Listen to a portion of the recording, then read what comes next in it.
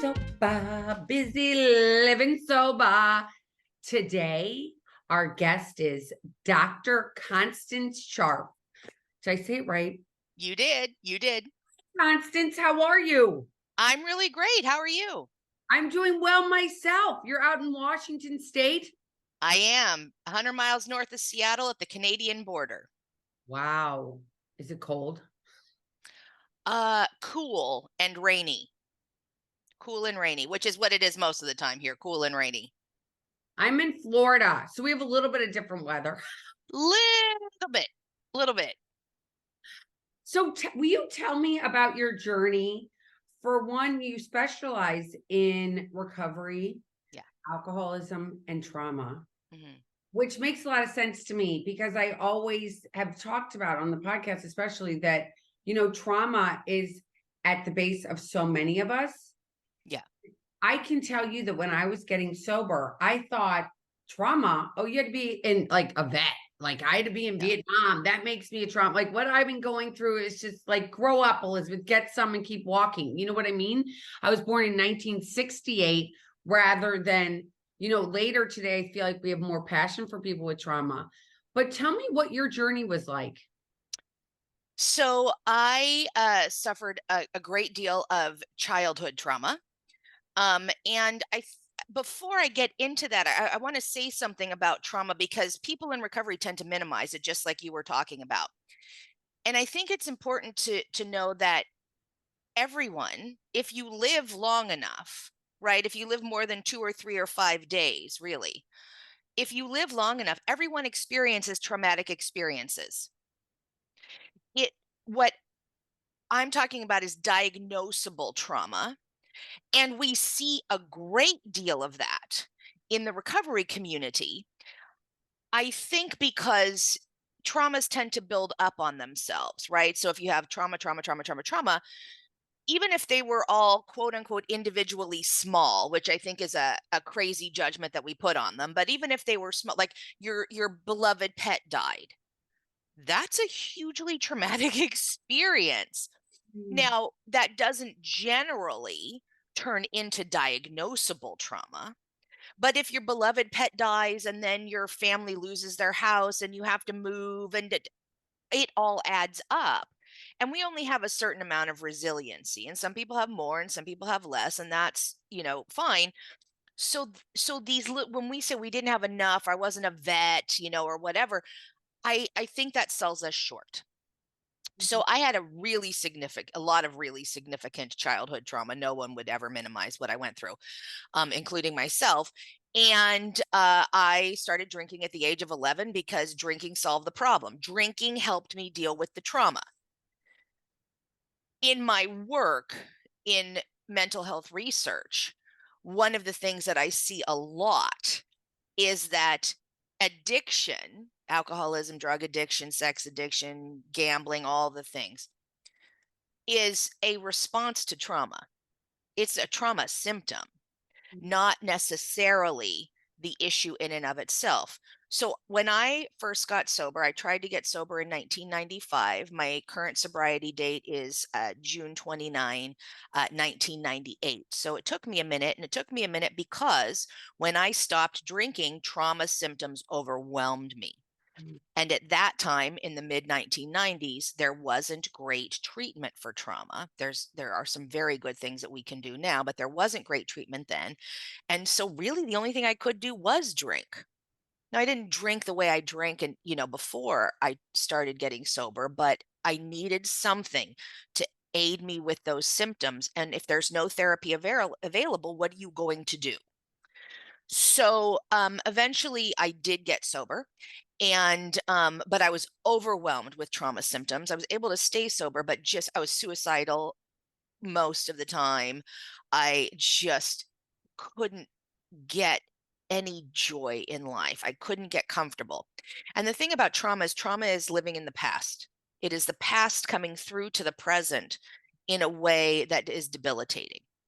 And what happened is in the early 2000s, veterans started coming back from the wars in Iraq and Afghanistan, and I started seeing them in 12-step meetings, and they weren't getting sober, And one individual who I really genuinely liked, like just a kind-hearted man, he killed himself. And 23 years old, new father, infant child, wife, and but he couldn't be sober. I mean, he was a Marine, so he just didn't drink because he made a decision and that was that. But the trauma was just overwhelming for him. And when he died, I thought to myself, I don't know, a few years sober, 5, 8 years sober, whatever it was at the time.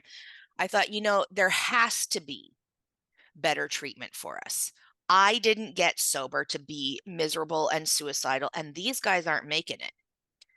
And so I changed everything. I was in grad school at the time. I changed everything that I was doing in graduate school and started focusing on complementary therapy. So talk therapy and psychology aside, complementary therapies that we can add to traditional programming in rehabs and out to help people overcome trauma. And because then they can stay sober. I love this. I love this because I feel like on this journey that I've been on, I feel like treatment's been the same for the past, since Bill Wilson wrote the big books of alcohol. Well, it until about 10 or 15 years ago when we started getting fMRI scans, which are brain very interesting brain scans. I used to laugh when I got sober. So, 25, 28 years ago when I started this journey, we used to call the treatment centers a $30,000 big book because it cost $30,000 to go to treatment for a month. And they gave you a big book and they work you through the steps. Like I can do that. I mean, the structure was great, of being in a treatment facility, but like I do that at a 12-step meeting, right? It doesn't cost me 30 grand. So until very recently, you were absolutely correct. Treatment was we walked you through the steps because that's what everyone did. That was the only treatment. And I worked at a treatment facility that was it's since been sold, but I worked at a treatment facility that was on the cutting edge of that. And one of the things that the treatment facility did is they brought me in, right? Because look around, treatment facilities don't have directors of addiction research. They don't do addiction research. They don't do anything to improve the quality of their services because it's not billable to insurance. It's so crazy. Yeah. So everybody who's listening and not watching me, I was doing, oh my God, this is so crazy. It's so crazy. Okay, go ahead. Yeah. No, so I can read lips. That's why I responded. I didn't realize how poor my hearing was until I was talking on the phone with someone and I was like, oh, I can't read their lips, can't hear what they're saying. Anyway, so I was on the forefront of that and I wrote a book with Richard Tate, I don't know, 2012, called Ending Addiction for Good. And what we wrote about was the treatment model that we used at the treatment facility at that time. Now, that facility at that time, when we started, had between 12 and 18 beds, and it was all cash pay. And a shared room, I think, was around $50,000-$60,000 a month in Malibu. Okay. And people stayed 30 days. I'm sorry, not 30 days. They stayed for a minimum of 3 months, 3 to 4 months. Yeah. And then we stepped them down. Right. So we had the opportunity not to be kicked out after detox because insurance will not pay for that. It's rare to get 28 days anymore. Now you get detoxed and then you get downgraded to outpatient. And then if you fail out, quote unquote, of outpatient, then you get, which is a relapse. By the way, with fentanyl and so forth, that means dead. See, then they don't have to pay for you anymore if you die, right? So we were keeping people long term, so we had a really good idea about what worked. But because it was a cash pay facility at that price range, that's the high end of the price range, very few people had access to it. So we wrote this book to share with the world what the best treatment methods are. And we did not want to keep that information proprietary, right? We didn't want to keep it a secret only for the rich. Yeah. It had to be for everybody. And so that's when we really started talking about complementary therapies. And that's when you start to see, again, like 10, 15, years ago, the real blooming of complementary therapies in treatment. Because they used to take you to meetings and take you to meetings and take you to meetings and work you through the big book and all that kind of stuff. And now, you go into any treatment facility, there's going to be yoga, there's going to be music, therapeutic music programming, there's going to be things like massage, there's going to be acupuncture, there's going to be all sorts of complementary therapies. And that's really what's necessary. Because here's the thing, and then I'll let you ask me another question. No, I have to tell you that I find that this is the stuff that I've always said. I agree with you 100%. I say that when people went into treatment, and people go in and out and in and out, it's really like the families getting 30 days, 28 days, maybe even only 14 days because insurance doesn't pay for it, right? Yep. And all the family's getting is a good night's sleep.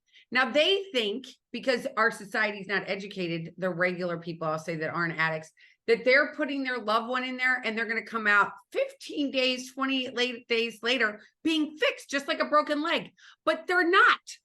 No.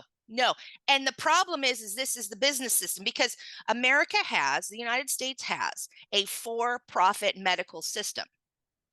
And so most rehabs, not all, and I do not believe that rehabs are bad actors. Please hear me very clearly on that. They work in what they get, right? What gets paid for. And most rehabs are dependent on insurance, whether that's Medicaid or private insurance, doesn't make any difference. But they're based on a relapse system, because they know you cannot treat this disorder, this problem, with a detox. See, and so your relapse is their business model. Where I was working, we never wanted to see you again. We figured that there were enough people with addiction that if we could, get you better so that you didn't relapse, we had a guarantee. If you relapse within the first year, we brought you back to treatment for free, because we figured if you left when we cleared you, Right. and again, that's 90 to 120 days, and relapse in the first year, we brought you back. And you didn't pay for that. You didn't pay for that, because we figured we missed something, and we rarely ever had to do that. Why? Because we treated people long enough that they got their feet under them. And then we provided a huge, a lot of times aftercare is, here's the list, the phone number for the local AA. That's not aftercare. I'm sorry, that's not treatment. No. But that's what you get. And so, but see, if the relapse model is your business model, right? Oh, bring them back, bring them back, bring them back, bring them back.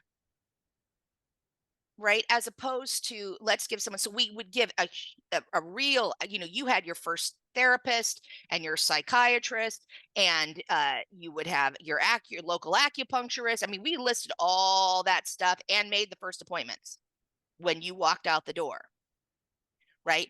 And so we had this really structured system, because someone with addiction, to make it, really needs a very structured support, not all inpatient care, but very structured support for the first year. So that's why people who did back in the 90s 30 days of treatment, 28 or 30 days of treatment, and then went to sober living for 6 months or a year, had better outcomes than people who did 28 or 30 days of treatment and then went into the community. Mm-hmm. Because the structure and the support is there. And what the research tells us about mental health issues in general, but certainly about addiction and trauma in particular, is that connection is the curative for addiction. So let me tell you about the rat studies. So there are these very famous rat studies that were done ages ago. And if you put a rat in a cage in isolation and you give the rat cocaine water, heroin water, whatever drug of your choice water, and regular water, the rat will take the drugs until the rat dies. Shocking. Okay, so that's what doctors thought of addicts. It's like, well, you just don't have any good sense to just drink the regular water. Well, someone else came along and he said, well, maybe the problem is that the rat is in isolation because rats, like human beings, are highly social animals. So he created, I love it, he created a rat paradise.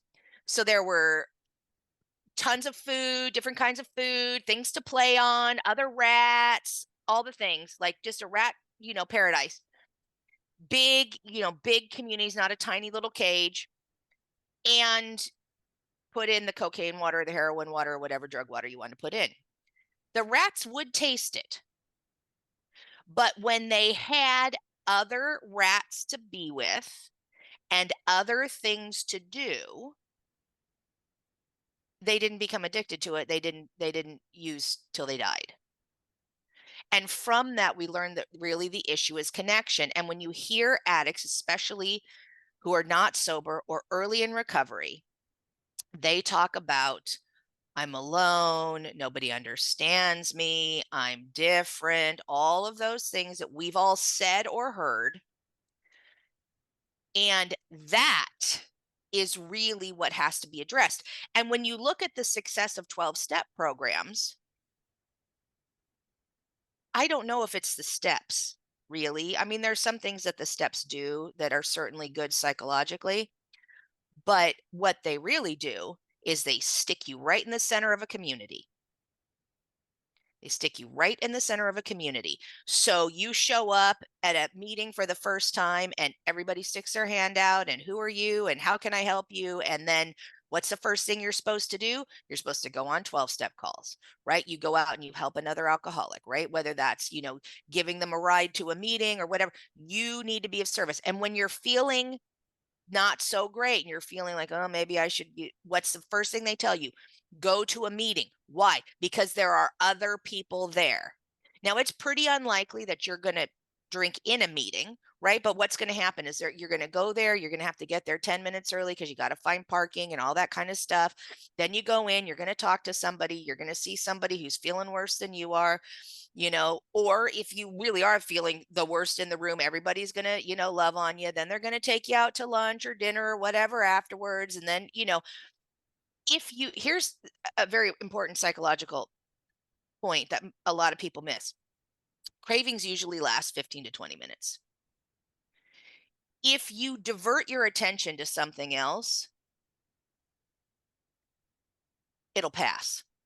Mm-hmm. But if you focus on it, you amplify it. So if I tell you, don't think about a blue truck, what pops into your mind? A picture of a blue truck. It's how our minds work. It's how our brains work. I've been so fortunate to be at the very beginning of all this new brain science that's come out because I'm like, oh, I get why it works. Like, I'm not a theorist, really. I mean, I understand the theories, but I'm not a theorist. I am application all the way. If it doesn't have application and treatment, I don't care. Right. And so, but when people are saying, someone gave me that example, don't think of a blue truck. And I'm like, well, of course we relapse because you get this craving and you're like, boy, I want to use, boy, I want to use, boy, I really want to use, I really want to use, I really want to use. Bill Wilson did not understand that. He did not have that information. But he knew that when he went and diverted his attention in service, he felt better. Oh, I'm writing down notes because you're bringing up so many things that I want to talk about that I'm like, I can't forget this. I can't forget that. That's what I'm doing here, by the way, when you see me with this pencil. Oh, good. For one, I have to say, I've heard the rat story. I saw the TED Talk years ago. It's very, very famous, but most people don't know that. And it is, of course, because we're in the field, we understand that. COVID. Yeah. Was by far, I know more people that died of alcoholism and addiction than I do during COVID. Yeah. By far. And the repercussions of that we're feeling even today because that isolation, which a lot of alcoholics have, right? Because they have that self-loathing and self-hate and all the rest of that, right? So they already have that. And now you gave me COVID, and I turned to my new best friend, Johnny Walker Red, or whatever it is, right? And women, especially, because we used to see each other on the playgrounds, in the back, at work, having coffee with each other, going to happy hours with each other. Now we took all that away, and we've got an epidemic on our hands. Not to mention the fentanyl, which could take a whole nother level, right? Well, I think there's some different things. So first of all, yes, COVID was an isolating experience. Yeah, absolutely, unquestionably.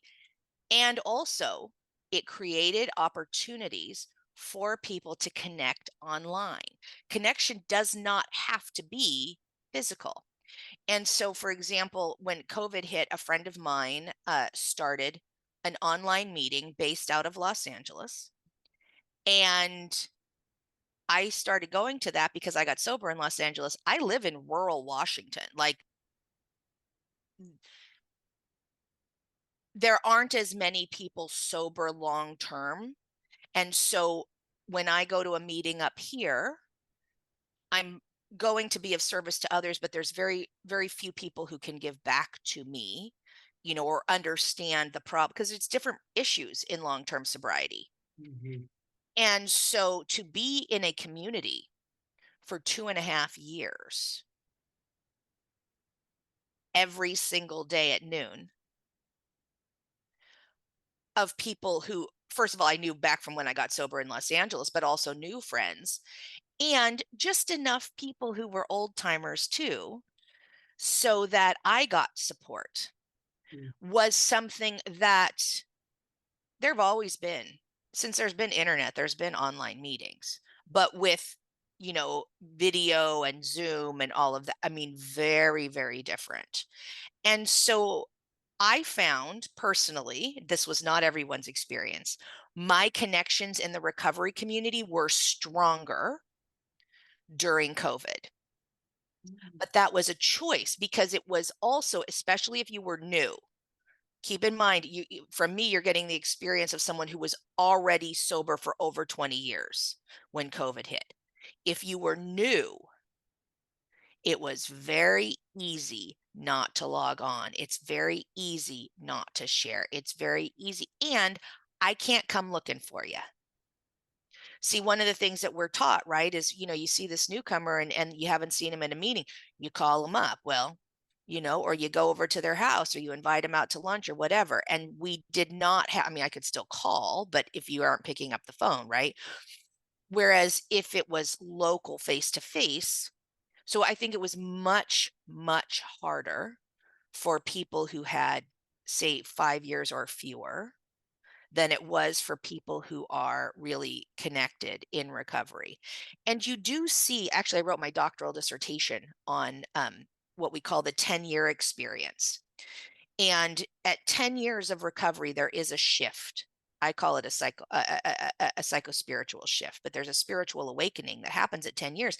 And you see a lot of people relapse at that point. And so I've looked at that because people who have less than 10 years, the brain is still recovering. It doesn't just recover overnight. And so in neuroscience, there's a saying, what fires together wires together. So not only when you do an action does your brain work, but also when you think about something.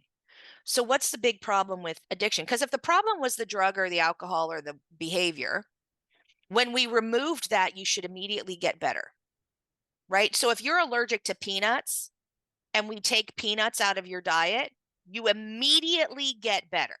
But what happens to the alcoholic when we remove the alcohol? They psychologically get worse, even after detox, right? Which takes about 7 days with alcohol. Even after detox, they get worse. That is a very clear indication that alcohol is not the problem. It's certainly part of what's going on, but there is a deeper psycho-spiritual issue going on than just I drink too much. So that's really what we have to address and what we have to look at is what's going on there and how do we get it better. And one of the things I look at are indigenous practices to address, mental health issues, and all of them. I have yet to be anywhere in the world. I just came back Tuesday from Ecuador, and anywhere in the world, I have yet to see an indigenous practice that does not rely heavily on connection. One of the things that is done in some of the tribal groups in Southern Africa is when someone has any sort of mental health issue, right? The community comes together and has a ceremony for them and sings and claps and tells them how wonderful they are and how important they are. And I liken that, and they get better, and they don't wait till the person's desperately, depressed. So I was just in the jungles of the Amazon, the Ecuadorian Amazon, and I was with a group called Sani Isla. And I asked, the leader of the community, I said, what do you do with someone who has a mental health problem? They're like, oh, well, we send them to the hospital. Now, it's a 3-hour motorized boat or a canoe ride to the nearest town, which is after you've already walked and taken a dugout canoe to get to where I call it the canoe taxi. That's not what it is, but that's what I call it. I was like, I don't believe you for a minute. Because they're telling me, because I'm the doctor, they're telling me what they think I want to hear. I was like, I don't believe that for a minute. I was like, yeah, if someone, tries to kill themselves, maybe you do. But I was like, no, what do you really do? And they were like, oh, yeah, we, held these rituals for them. I'm like, yeah, that's what I thought. I liken it to out here on the West Coast, people like to, that's the wrong word, sometimes jump off the Golden Gate Bridge. It's a big place to kill yourself. Well, now they've put up barriers and stuff, so it's actually very hard to do that. But I have seen, not just on the Golden Gate, but other bridges as well, people who are standing ready to jump, and bystanders will come and grab hold of them and hold them and tell them, no, you're not doing that. You are important. Because that's the fallacy when someone's suicidal.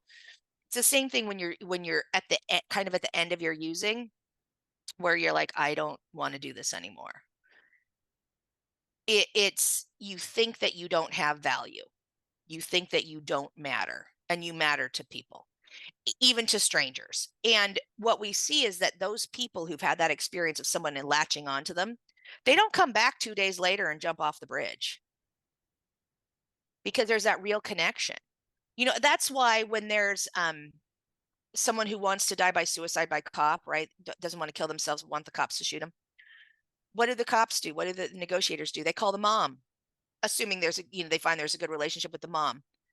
And mom always says the same thing. I love you. I can't live without you. I'd rather have you in, you robbed the bank, but I'd rather have you in prison than dead. Please come out. Right? That's why we do that, because it's connection. And, we had to do these, rat studies, which are great. But if we had been just, observing and thinking, sitting on a couch once a week for an hour and talking to a professional, master's level or above professional, who's sitting halfway across the room about your issues doesn't cure addiction. It doesn't cure trauma. It certainly can help. I have a friend who has significant trauma, and she's relapsed a lot, and she just got a year. I'm very excited for her. But she said, my therapist has helped me not assault my coworkers. She's like, because when I want to punch him in the face, I remember the tools that my therapist has taught me. I was like, well, that's important. So I'm not poo-pooing therapy. It has a role. It does important things, but it doesn't provide the connection. And one of the things we see when we do trauma therapy is, with standard forms of trauma therapy, which I don't advocate, but standard forms of trauma therapy, the therapist will always ask you, what are your resources? And very often when, was asked to do certain types of trauma therapy, is like, I am under-resourced.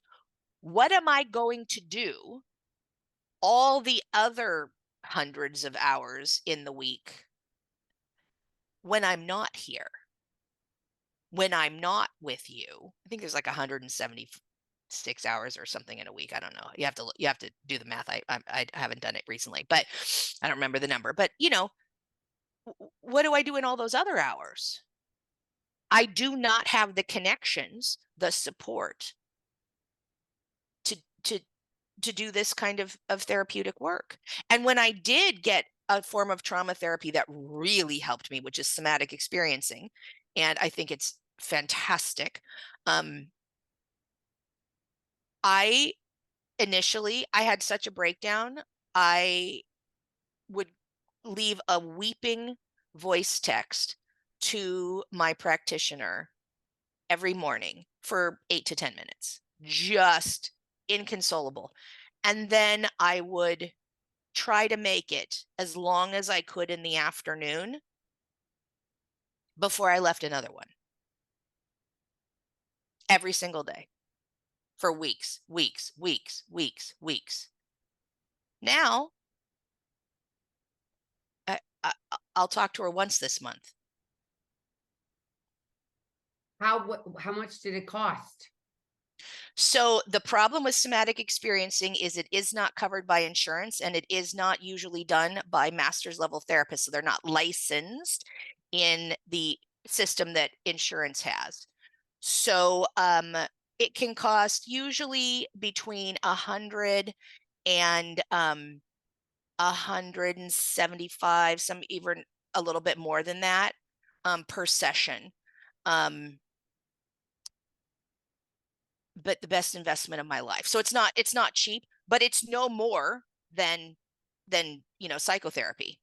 But the best investment of my life, because the understanding is, if you read The Body Keeps the Score, which is sort of really the foundation of the newer trauma therapies, the understanding is that the body holds trauma in the corpus, in the physical body. And again, doing the Indigenous work that I do, or seeing what I see when I travel. And by the way, these are open practices. This is stuff that's readily shared with me to share with other people. When I was in the Amazon, they taught me how to make ayahuasca. And I said to them, I was like, I was sure ayahuasca would be a closed practice.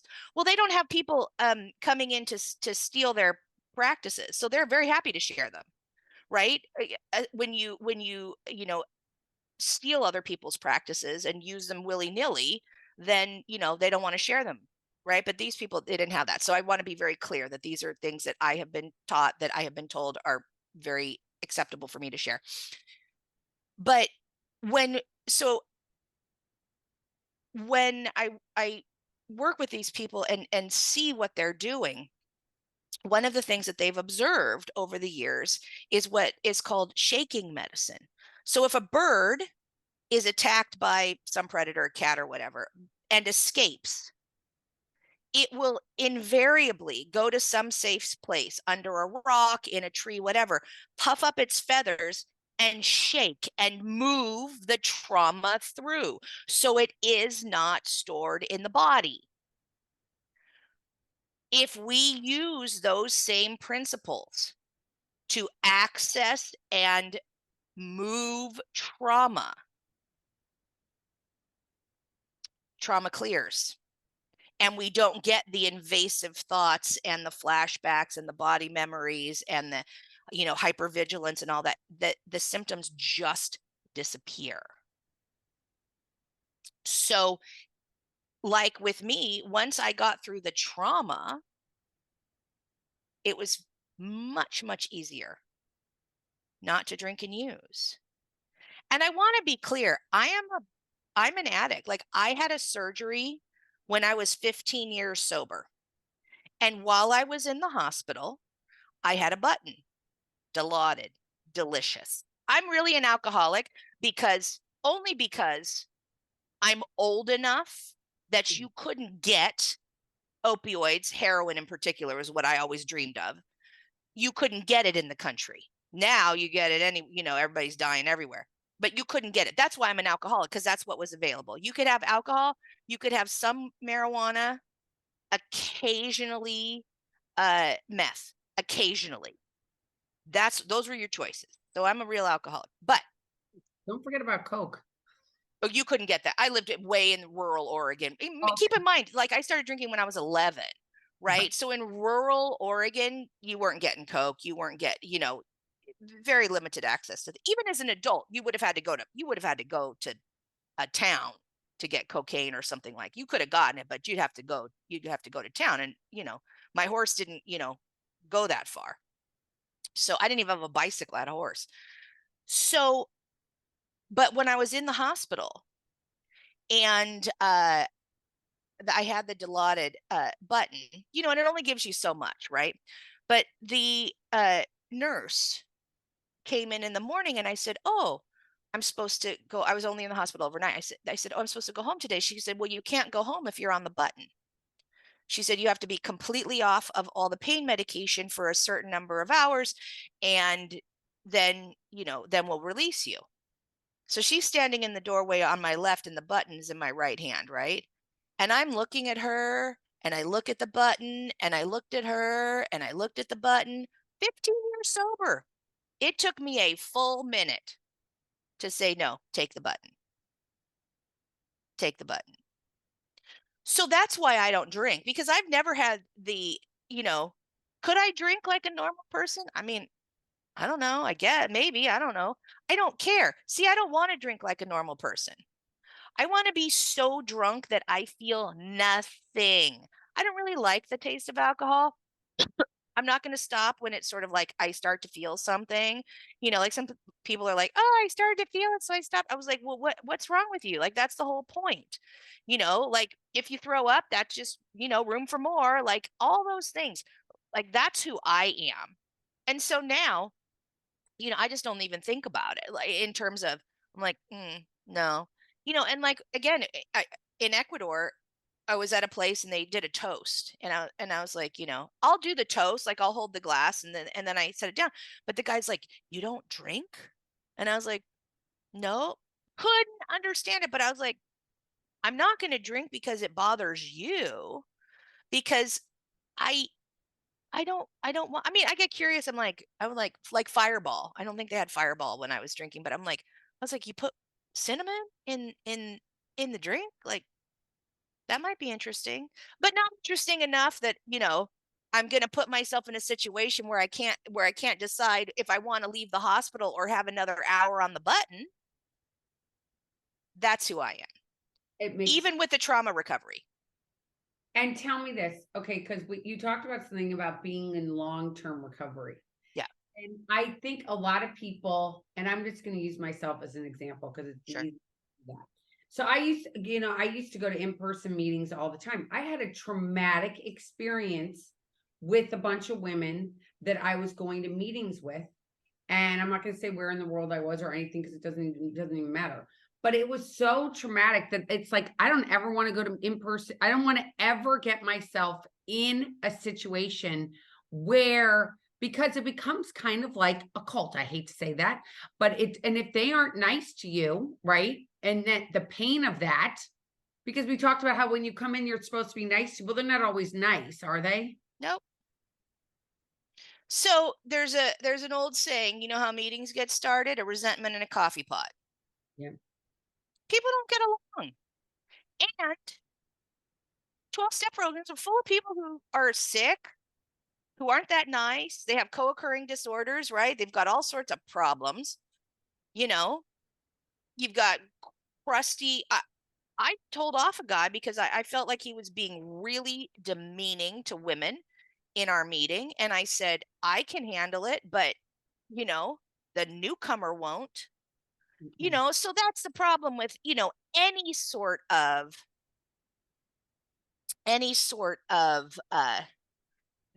they're not self-help groups. I'm not helping myself. They're actually mutual aid society. right? And that's a problem with any group of people. You know, nobody's got any training, right? You just have your own experience. And some people follow the book and other people don't. You know, there's a group that I know of that requires, after your first meeting, because you wouldn't know the first time you came, that women wear dresses or skirts and men wear suits. I'm like, I can't even respond to that. Like, what am I like? Are you serious? Like, are What? we living in? I mean, what's that show? Right. But any group can do what they want, right? And so of course that's off-putting.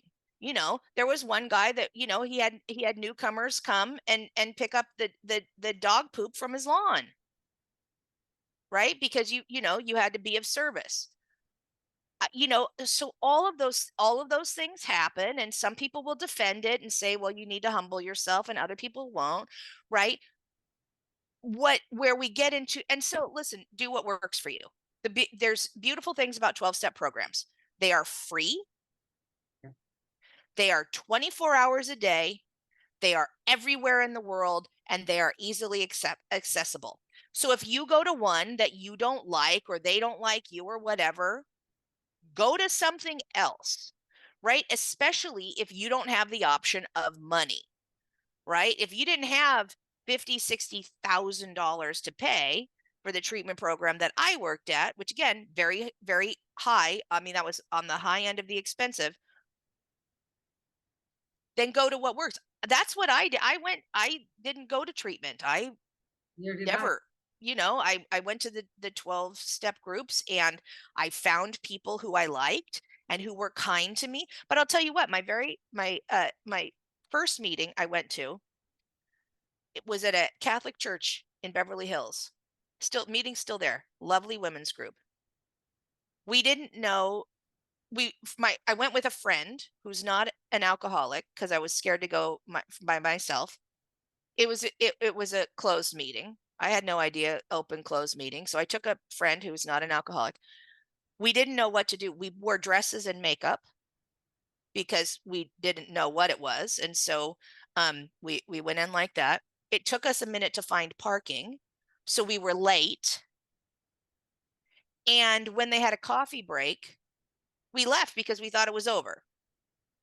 So I did everything quote unquote wrong.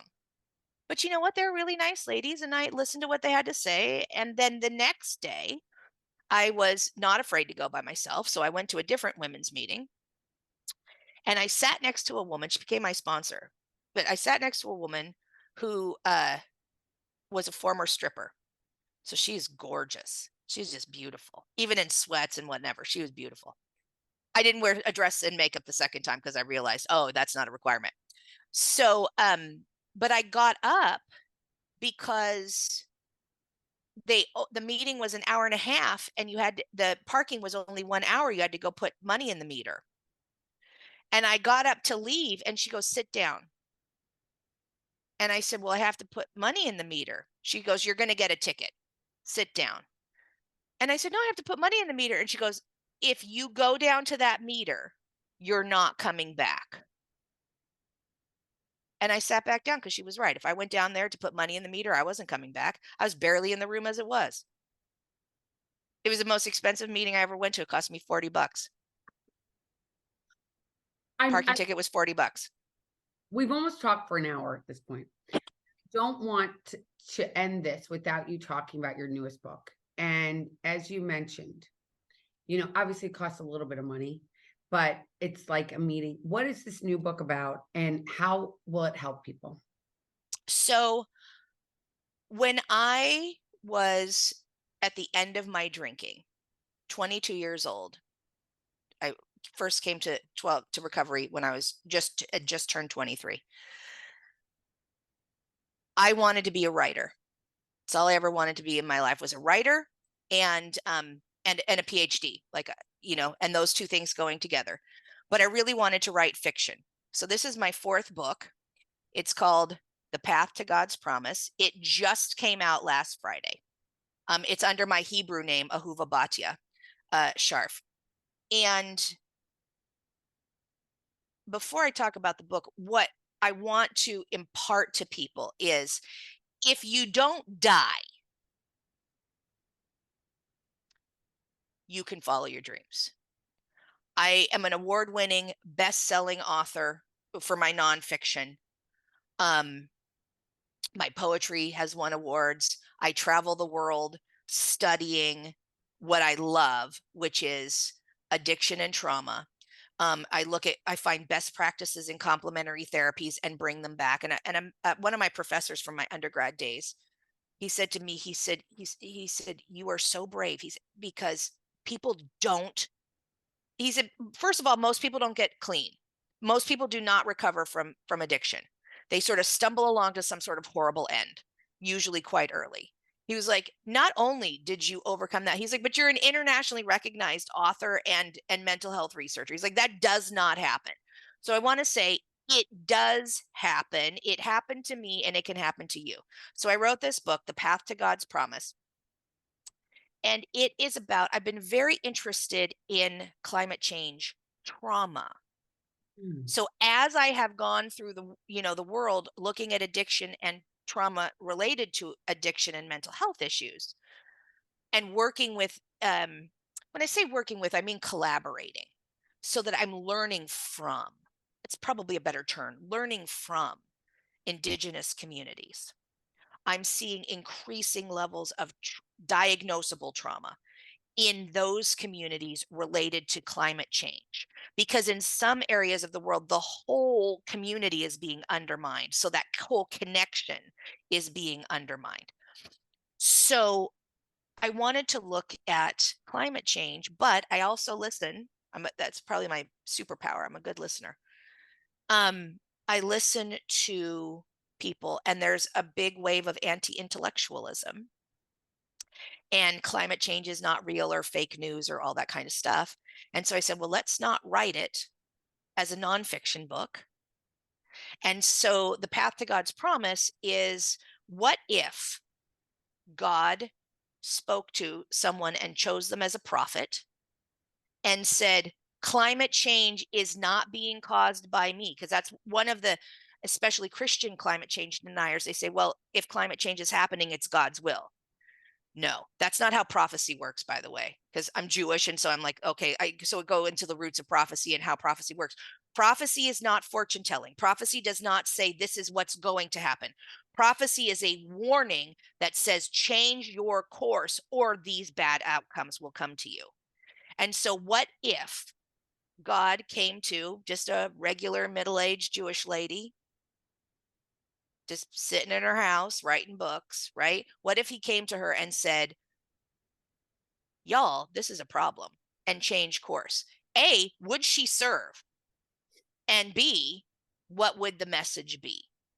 So that's what The Path to God's Promise is about, because it is so devastating to me to go into these rural communities, these in many cases, isolated communities. Like I said, it took, hours and hours in a canoe to get to the thing. Oh my gosh, when I got back, my back was done. I have sciatica. Can you imagine me sitting in a canoe for hours and hours and hours? So anyway, but that's what you do for the research. But to see these communities and realize they're not causing the problem, but they will be the first to feel the issues. There's in the Pacific island nation of Tuvalu, will probably be the first to be submerged. I don't think they have anything over 5 or 6 feet above sea level. They're basically atolls in their islands. And New Zealand has said they'll take them in, and they can all become Kiwis.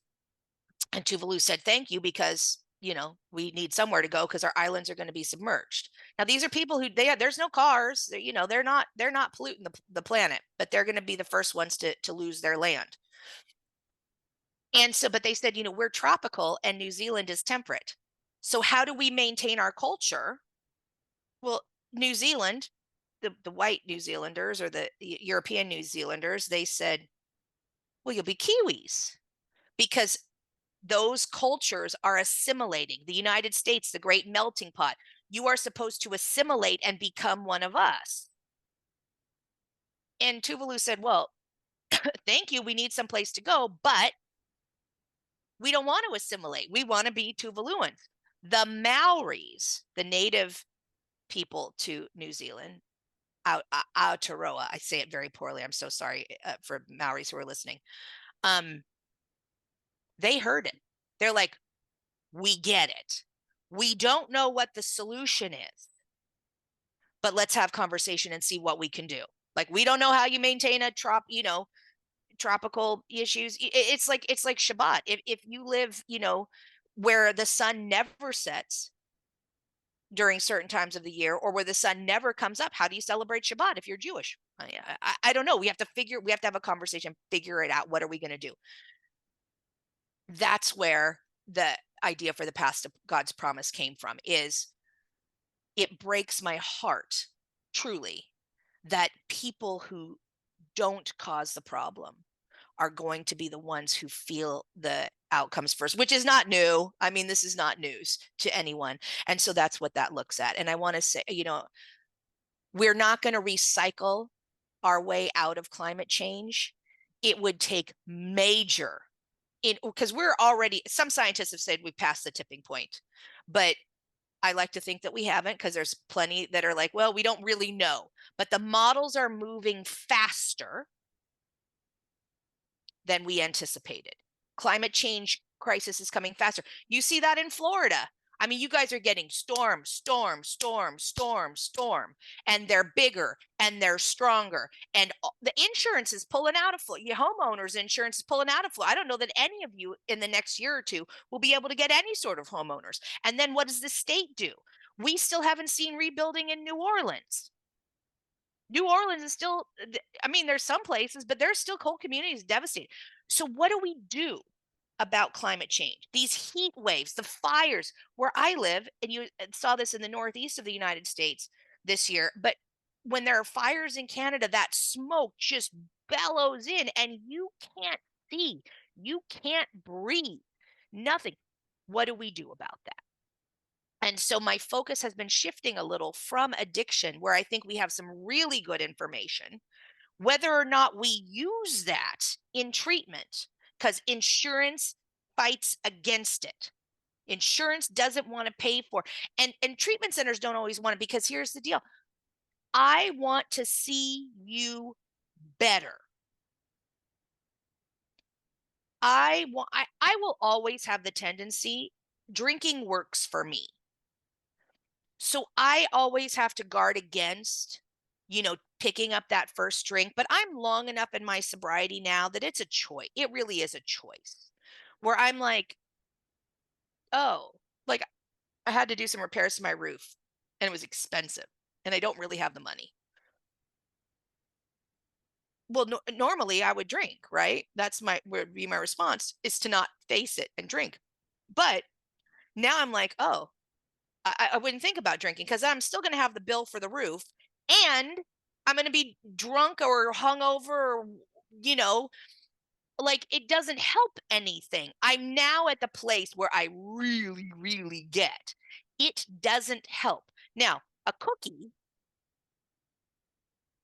or two might take the edge off just enough, so that I don't feel all the horrible things, but there are no immediate consequences. There are immediate consequences to drinking. Will there be long-term consequences to eating the cookie? Well, yeah, but so that's where I'm at now. So now that we have really good treatment, it's just a matter of advocating for it, because you can be better. You can be, I don't want to say cured, because you always have the tendency, but you can recover from addiction. You can recover from trauma. You can. And so now it's just a matter of advocating so people have access to that care. And so that's why I've shifted a little bit more towards trauma related to climate change, because that, I can treat your trauma. I can get you to the right people.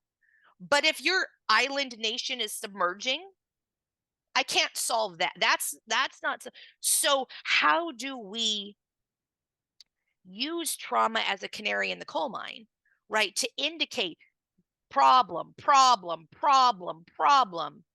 before we are so far beyond the pale, before we are so far beyond the tipping point that we can't make important changes, but they are not going to be comfortable. And that's the real issue. So I just want to say, Constance, thank you so much. I could seriously keep going and going and going. Thank you. You know, some of my listeners are like, why are you going so long? I'm like, okay. So I also want to say, if someone's out there, we're going to have your information. We're going to have the book on there. Can we have a link for your book that you did, the book that you talked about earlier that you did? So all of my books are available on Amazon. All of my books, there are links to purchase them on the website. The first book, Ending Addiction for Good, that I talked about is out of print, so it's just used copies, Okay. but they're available. I have also a book called Rock to Recovery: Music as a Catalyst for Human Transformation, and that talks about how music can vastly improve, particularly playing music or singing can vastly improve your recovery. And it's easy and it's free. And we want to do the things that improve our recovery that are just life habits. And if somebody is listening and they say, you know what, I'm sick of going in and out of treatment. I've been in and out for decades. It's where I feel comfortable. It's kind of like the person who comes out of prison and goes out and commits a crime again, because that's where they feel most comfortable, is in prison. Institutionalized, yeah. Exactly. Institutionalized. And they're ready to do this. They know that it's so much money. It's so, because I think that average rehab facilities, are they doing what you're talking about? Because I know people that only go to they get 7 days, they get 14 days. I had a rehab call me and I said, well, what are you doing differently than every other rehab? And they said, well, we have 10,000 thread count sheets. I was like, if you think that's going to get people sober, you're insane. I'm not coming to work for you. I just think that the honest to God truth is that our healthcare system does not want people to get better. I feel our healthcare system does not facilitate recovery. The best facilities, this is my opinion. This is all our opinion, by the way. Everybody, this is our opinion. Yeah. Our opinion. We are not. Is if you don't have, 300,000, usually around $250,000 to $300,000 to spend on treatment for, a good period of time. And don't mortgage your house, parents. Don't mortgage your house. I see so many parents, they come to me and they're like, I already have a second mortgage and I don't have anywhere for my kid to go. And I'm like, you're too late in the process. Please don't mortgage your house to send people to treatment. There are some really good non-profit treatment programs that work with indigent persons. There's I'm thinking of a women's program, The Next Door in Tennessee. If you're a resident of Tennessee and you're a woman, they have long-term programs. Those not-for-profit programs that are they will take in some like Medicaid, but they're fundraising other ways. They are the ones who are providing really good treatment. The other place, it's hard to get the paperwork done. There are a lot of obstacles, but there are free volunteer representatives who will help you from the American Legion and VFW and so forth. The VA, if you're a veteran, there are good resources. There's a program, AFW2, the Air Force Wounded Warrior program, for people who've been medically discharged, particularly from the Air Force, but they also sometimes take in Marines. They do wonderful work. And they have the lowest suicide rate out of their program of any program I know of in the military. So there are programs available, but you need people like me who are just going to refer you. You have to keep asking, because those nonprofit programs exist and some of them are very, very good. There's Claire Foundation out of Los Angeles. Very, very good programs. And they can do the innovations because they're not relying on insurance. Love it. That's where I would look. I love it. So you guys, everybody who's listening, by the way, I'm so excited you came on. Thank you so much for reaching out and introducing yourself to your lovely assistant. She's lovely. I've been talking to her. Thank you. Lisa. Hi, Lisa. I'm gonna give a shout out to her. And Lisa's in South Africa, by the way. Lisa's a psychology student at University of Cape Town. oh my gosh, well, she's wonderful. So I'm giving you a shout out, Lisa. It was so great talking to you, making this happen. I'm gonna have all the links for all your information in the description. So if you're listening and anything resonated with you and you're like, I got to reach out to Constance, it's all going to be there in the description. If you go to elizabethchance.com, busylivingsober.com, it all takes you the same stuff. Again, thank you so much. Thank you for having me. It's been a pleasure. Thank you. It's been awesome. So much. Okay, everybody, thanks so much. And keep coming back and listening. I'll have a new episode out, in a couple days, because I'm always out there getting busy, living sober. And I hope you are too. Keep getting busy, living sober. Take care, everybody. Bye-bye.